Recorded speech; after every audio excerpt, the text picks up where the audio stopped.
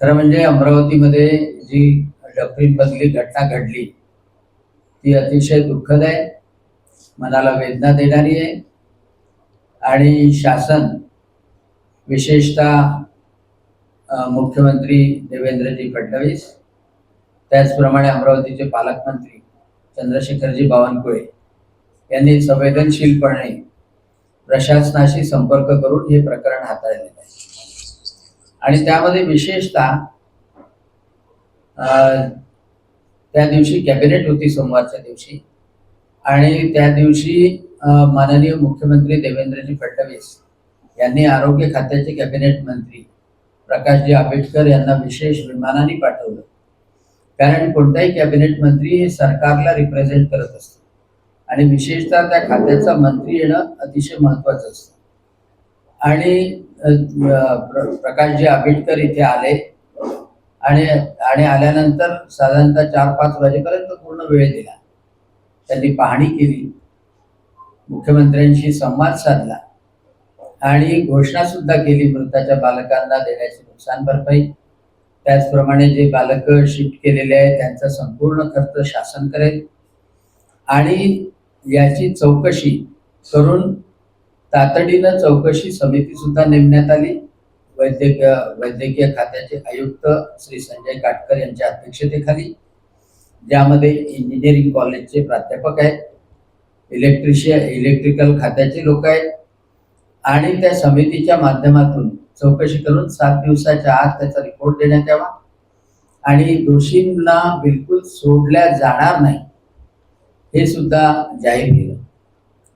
आणि हे साहजिक आहे की कोणतीही घटना घडली तर तिथे सर्व पक्षाचे नेते, लोकप्रतिनिधी जाणं अपेक्षित आहे आणि त्याप्रमाणे ती गेली. त्या सगळ्या गोष्टीबद्दल किंवा काही त्यामधले आरोपही करणं, काही चुकी शोधानंतर बाहेर येईल आणि त्यावर कारवाई केली जाईल. परंतु गेलेले जीव परत येत नाही. परंतु दुर्दैवाने काल अशी एक महाभाग महिला आली, जिचं नाव मी स्पष्टपणे घेतो. शिवसेना उभाटाच्या सुषमा अंधारे आहे आणि त्या तशा तर पूर्ण राज्यभर वचवच बोलतच असतात, वचवच बोलतात. आणि त्या आल्यानंतर त्यांनी या गोष्टीचं राजकारण करणं सुरू केलं. म्हणजे संवेदनशीलता कशी काय हरवलेली आहे या सुषमा अंधारे बाईची, की प्रत्येक ठिकाणी राजकारण करायचं. की ज्या सिव्हिल सर्जननी अगोदरच पत्र लिहिलेलं होतं इलेक्ट्रिकल खात्याला, PWDच्या, किंवा संजय काटकर तिथे आलेले होते, येऊन गेले, पाहणी केली, आणि त्यानंतर सुषमा अंधारे आल्यानंतर त्यांच्या शिष्यांना, शिवसेना उभाटाच्या लोकांना आदेश देतात की काहीतरी घडलं पाहिजे, सनसनाटी घडलं पाहिजे असा आदेश देतात.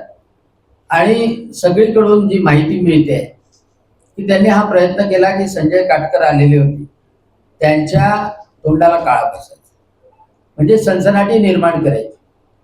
आणि त्यासोबतच पालकमंत्र्यांवर त्या अक्षरशः घसरल्या. आता सगळ्या जनतेला माहित आहे की अमरावती जिल्ह्याचे पालकमंत्री चंद्रशेखरजी बावनकुळे त्यांच्या कर्तव्यामध्ये कधीही कसूर करत नाही. जनतेच्या सगळ्या सुखदुःखात ते सातत्यानं असतात. परंतु यावेळेला जेव्हा ती घटना घडली तर 5 वाजतापासून जिल्हाधिकारी आशिष हिरेकर, त्याचप्रमाणे सिव्हिल सर्जन डॉक्टर विनोद पवार यांच्यासोबत प्रत्येक क्षणाची ते फॉलोअप घेत होते आणि इन्स्ट्रक्शन सुद्धा देत होते. आणि संपूर्ण त्या यंत्रणेवर नियंत्रण त्यांनी ठेवलं होतं. आणि त्यासोबतच माननीय मुख्यमंत्री महोदयांशी सुद्धा संवाद करून त्यांना माहिती देतो, कारण त्याचे साक्षीदार आम्ही आहोत.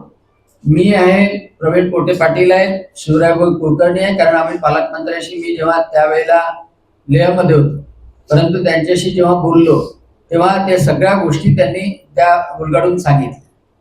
आता जेव्हा माननीय मुख्यमंत्री महोदयांनी नॉमिनेट केलं की हे प्रकरण आरोग्य मंत्रीच एक सरकारचा हिस्सा म्हणून, सरकारचा प्रतिनिधी म्हणून सांभाळतील आणि त्यामुळं पालकमंत्री त्यांना दिलेल्या कामाच्या नुसार त्यांना राजस्थानला जावं लागतं. महिलेनी एका कर्तव्यदक्ष पालकमंत्र्यांवर अतिशय वाईट शब्दामध्ये टीका केली आणि त्यासोबतच जो व्हिडिओ जी चर्चा त्यांनी केली, तर त्या संदर्भात तर असं आहे की युपीआयला 10 वर्ष पूर्ण झाली.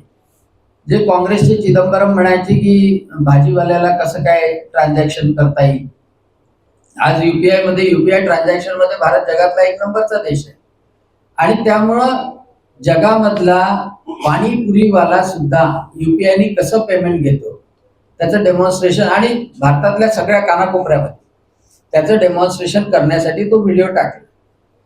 म्हणजे त्याचा या घटनेशी संबंध नाही की ते पाणीपुरीच्या स्वादाशी संबंध नाही, परंतु या महिलेला, सुषमा अंधारेला निव्वळ राजकारण करण्याचा ठेका दिलेला आहे. म्हणजे संपूर्ण महाराष्ट्रामध्ये प्रत्येक गोष्टीवर बोलायचं. एक भोंगा सकाळी 9 वाजताचा संजय राऊतचा असतो आणि इथं तिचं दिवसभर वाजणारी किरकिर असते. किरकिर म्हणा, पिरपिर म्हणा, पण असते. आणि त्याच्यामुळं ती बाई आली, तिने इथल्या शिवसैनिकांना उचकावलं की काही ना काहीतरी सनसनाटी करा आणि म्हणून या सगळ्या गोष्टीचं खरं म्हणजे 3 बालकं मृत पावल्यानंतर बाकीच्या बालकांना सांभाळल्यानंतर म्हणजे बरोबर योग्य ठिकाणी ठेवल्यानंतर आणि चौकशी समिती लावल्यानंतर या सगळ्या गोष्टीचं समर्थन किंवा त्यामध्ये काही सूचना ऍड करायच्या असतात तर सुषमा अंधारेंनी केल्या असतात तर त्याचं स्वागत केलं असतं. कोणताही संवेदनशील नेता, कोणत्याही पक्षाचा नेता निश्चितपणे यामध्ये सूचना करू शकतो आणि त्या सूचनाचं स्वागत माननीय मुख्यमंत्री देवेंद्रजी फडणवीस नेहमीच करतात. परंतु कोणत्याही ठिकाणी दुःखद प्रसंग असला तरी राजकारण सोडायचं नाही. या प्रवृत्तीने पछाडलेल्या सुषमा अंधारेंनी काल जो धिंगाणा केला त्याचा निश्चितपणे संपूर्ण भारतीय जनता पक्ष निषेध करतो.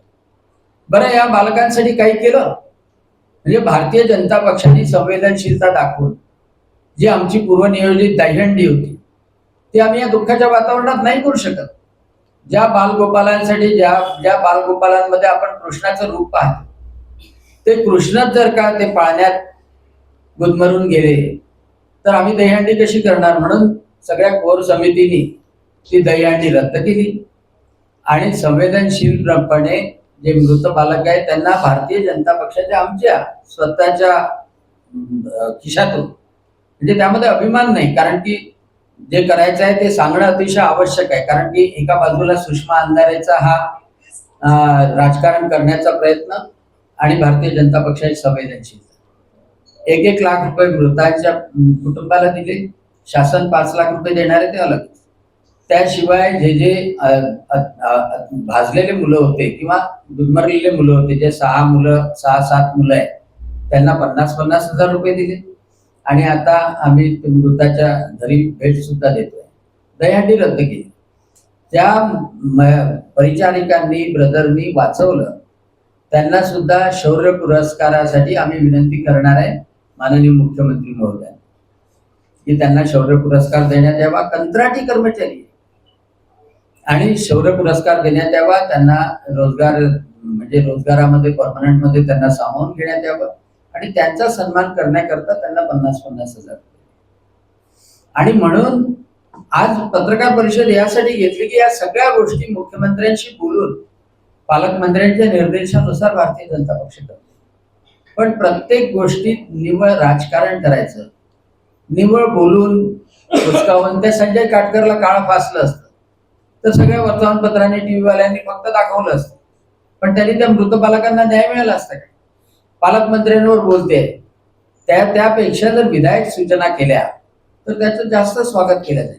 आणि म्हणून माझी अशी विनंती आहे की अशा सुषमा अंधारे सारख्या महिलेला माननीय उद्धवजी ठाकरे यांनी पाठवू नये आणि स्वतःचा असं करून घेऊ नये. हो, त्या इनपुटवरून असं लक्षात येते की पवारांचा हेतू व्यवस्थित नव्हता सरकारमध्ये आणि पवारांनी जे कागदपत्र मी पत्रव्यवहार केला आणि त्या पत्रव्यवहारातून ते स्वतःची सुद्धा म्हणून घेऊन राहिले. तिथे धोका आहे असं असतं माहीत असतानाही त्यांनी ते बाळग तिथेच ठेवले. तर यावर पवारांवर काही कारवाई झाली पाहिजे की नाही असं काही वाटेल? नाही, कसं आहे की पवार एक जबाबदार सिव्हिल सर्जन आहे आणि या सिव्हिल सर्जन या नात्याने त्यांनी जे जे त्यांना आढळून आलं ते PWDच्या इलेक्ट्रिकल इंजिनियर डिपार्टमेंटला कळवलं. खरं म्हणजे जे 9.5 कोटी रुपये मागितले ते सुद्धा आयपासवर आहे.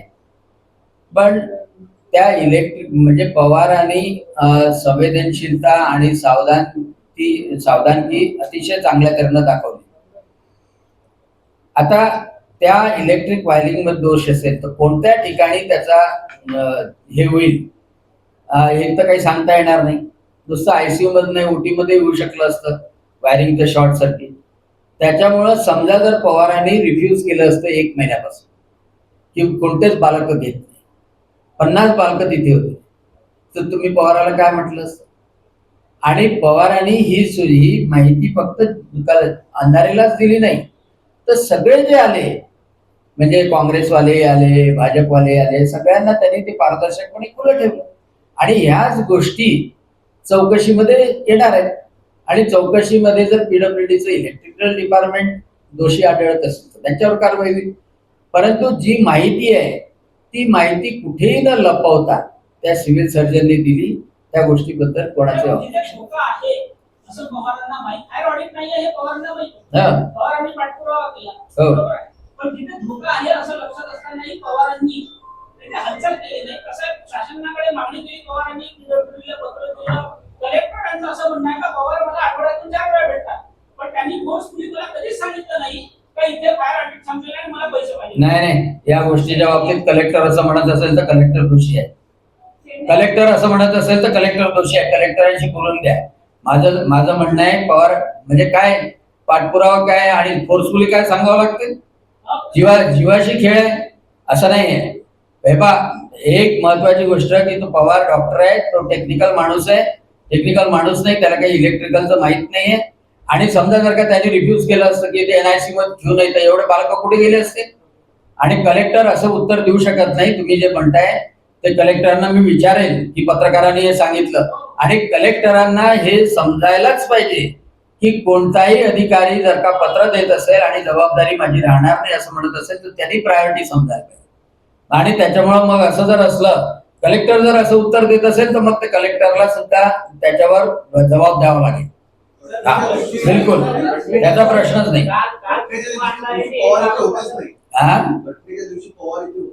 नसेल ना, हो ना. तर समजा सुट्टी तो बिना सुट्टी होते. बरं, मला हे सांगा, समजा नसेल, सुट्टी टाकून जर गेला असेल तर आणि होते तर मग काही प्रश्न नाही. आणि दुसरी महत्वाची गोष्ट म्हणजे एक मिनिट सगळ्या पत्रकारांनी शांततेने नाही का, 1 मिनिट. आता या बिल्डिंग मध्ये कोणता वायर कुठं जळणार आहे त्याचं फायर ऑडिट नंतरच माहिती होईल की नाही. की ICU मध्ये जळणार आहे का लेबर वॉर्डात जळणार आहे की ऑपरेशन थिएटर मध्ये स्फोट होणार आहे. ऑपरेशन थिएटर मध्ये जरी स्फोट झाला तर तिथं ऑक्सिजन असते, त्याच्यामुळं अतिशय मोठी आग लागते. आणि त्याच्यामुळे जेव्हा एक वेळा सिव्हिल सर्जननी इन्फॉर्म केलेलं आहे तर यांनी धावून जायला पाहिजे. पण जर का बाबूगिरी करतच जर ते शांत बसत असतील तर त्यांच्यावरही कारवाई झाली पाहिजे. त्यांचे पत्र कुठे कुठे गेले पाहिजे आणि मी त्याचा पाठपुरावा करेल. सगळ्यांची